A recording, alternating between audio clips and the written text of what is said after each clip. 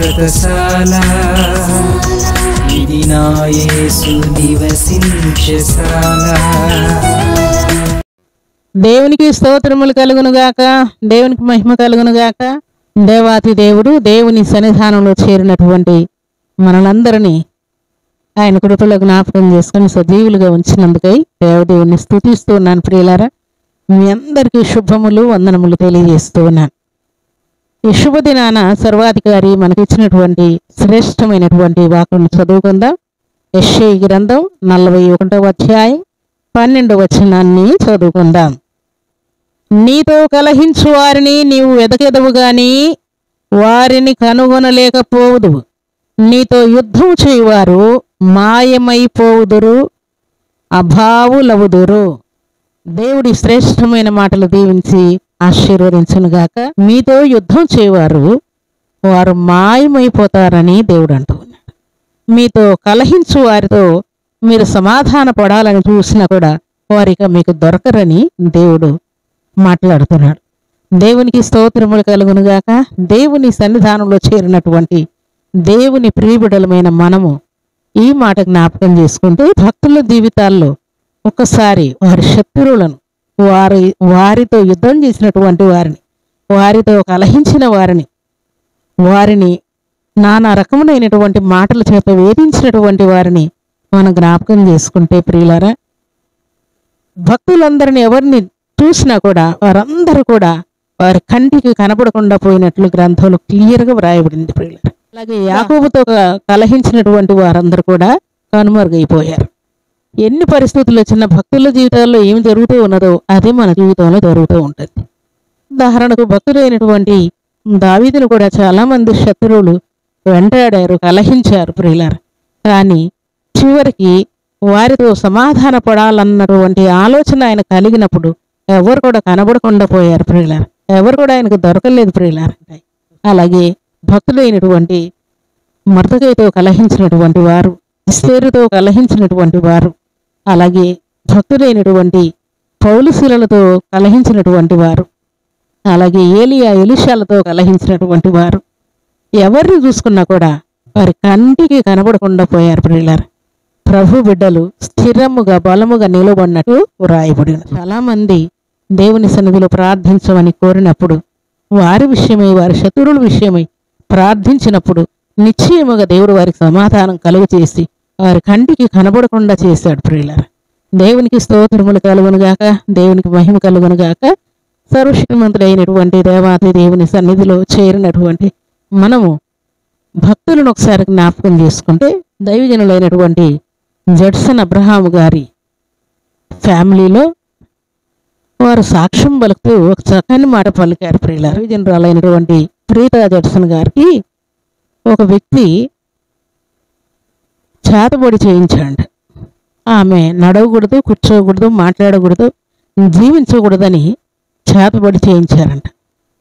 ఎందుకు అంటే ఆమెను వివాహం చేసుకోవాలనుకున్నారంట వాళ్ళ బంధువుల్లో ఒక ఆయన. ఈమె తల్లిదండ్రులు వారికి ఇవ్వడానికి ఇష్టపడలేదంట. జడ్సన్ అబ్రహాం గారితో వివాహం జరిగిపోయింది. వివాహం అయిన తర్వాత దాదాపుగా 5 నెలలుగా ఆమె బెడ్ పైనే ఉందంట ప్రియులారా. హాస్పిటల్కి తిరుక్కుంటూనే ఉందంట. దేవుని యొక్క కనికరం కోరుకుంటూనే ఉందంట. చాలా వేదన పడుతూ ఉన్నదంట. అయితే ప్రభువా, నేను సేవ చేయాలని సేవకుని వివాహం చేసుకున్నాను. నేను ఇలాగూ మరణపడకల్లో ఉండి హాస్పిటల్లో ఉంటే నా పరిస్థితి ఏంటయ్యా అని దేవుని సన్నిధిలో ఆమె కన్నీరు మున్నీరై ప్రార్థన చేస్తూ ఉండేదంట ప్రియులారా. అయితే దేవుడు ఆయన వాక్యం ద్వారా ఆమెతో మాట్లాడి నీతో కలహించినటువంటి వారందరూ కూడా మాయమైపోతారని దేవుడు ఆమెతో మాట్లాడంట ప్రియులారా. అయితే జరిగిన కార్యం ఏంటంటే, ఏ వ్యక్తి అయితే ఆమెకు చేతబడి చేయించి మంచం పడేటట్టు చేసి సేవ చేయకుండా, ప్రార్థించకుండా, తన భర్తతో కలిసి జీవించకుండా భంగం చేయాలని ప్లాన్ చేశాడో ఆయన కుటుంబంలో 9 మంది మరణించేటట్టుగా దేవుడు ఆయన ఉగ్రతను చూపించాడంట ప్రియులారా. ఆమె అనుకుందంట, అయ్యో దేవా, ఎట్లో పొరపాటు అయిపోయింది, వారిని క్షమించయ్యా, వారి ప్రాణాలు కాపాడని ఈమె దేవుణ్ణి వేడుకుంటా ఉండేదంట. అయినా కూడా దేవుడు ఆయన ఉగ్రతను చూపించి ఈమె మీద ఎవరైతే పలు రకములైనటువంటి పాప శాప సంబంధమైన అపవాది క్రియలను కొనసాగించారు, ఆమెకు హాని చేయాలని కొనసాగించారు, ఆమెనే దేవుడు బ్రతికించాడు ప్రియులారా. కానీ వారి కుటుంబంలో 9 మంది సంతానం అయితే 9 మంది సంతానాన్ని దేవుడు ఉగ్రతకు గురి చేశాడు ప్రియులారా, నాశనానికి గురి చేశాడు ప్రియులారా. దేవునికి ఇష్టముగా యోగ్యముగా ఉండాలి, కానీ మన శత్రువులందరినీ మన కంటికి కనపడకుండా చేయగలిగినటువంటి సమర్థుడు మన దేవుడు ప్రియులారా. దేవునికి స్తోత్రములు కలుగునుగాక, దేవునికి మహిమ కలుగునుగాక. అలాగే భక్తులు దేవుని సన్నిధిలో మేలు పొందిన తర్వాత, స్తుతించిన తర్వాత, ఆయన నామమును కొనియాడిన తర్వాత ఈలాగున కృతజ్ఞతాస్తుతులు చెల్లిస్తూ ఉన్నారంట. ఏమంటే కీర్తనల గ్రంథం 138వ అధ్యాయం 2వ వచనం, కృపా సత్యములను బట్టి నీ నామమునకు కృతజ్ఞతాస్తుతులు నేను చెల్లించెదను.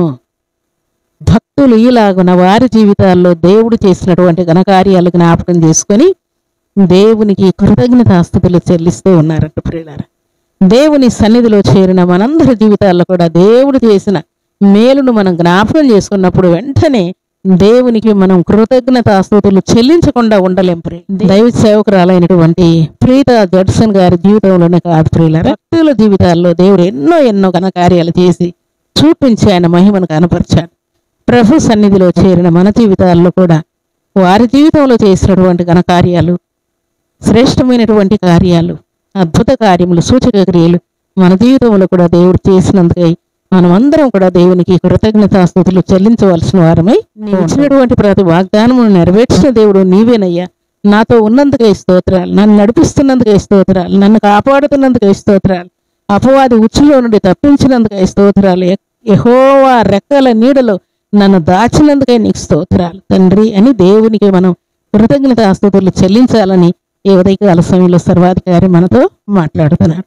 దేవునికి స్తోత్రములు కలుగునుగాక. ఈ ఉదయకాల సమయంలో మనందరికీ దేవుని యొక్క కాపుదల కంచె సమృద్ధిగా ఉండనుగాక. అపవాది కలిగించే ప్రతి విధమైన కీడు కష్టములన్నీ కూడా యేసుక్రీస్తు నామములో తొలగిపోనుగాక. దేవుని యొక్క శాంతి సమాధానం సమృద్ధిగా మనల్ని దేవుడు ఏలునుగాక. అలాంటి కృప భాగ్యం సర్వశక్తిమంతుడు అయినటువంటి దేవాది దేవుడు సర్వ సమృద్ధిగా మనందరికీ అనుగ్రహించి ఆశీర్వదించునుగాక. ఆమేన్. ప్రార్థన చేసుకుందాం. భూమి ఆకాశములను కలుగు చేసిన మా తండ్రి, మీకు కృతజ్ఞతాస్తుతులు స్తోత్రములు చెల్లిస్తూ ఉన్నాను. ఈ శుభదినాన పరిశుద్ధమైన మీ సన్నిధిలో చేరి శ్రేష్టమైన మీ వాక్కులు మేము ధ్యానించడానికి మీరు ఇచ్చిన కృప భాగ్యం బట్టి కీర్తిస్తున్నాను.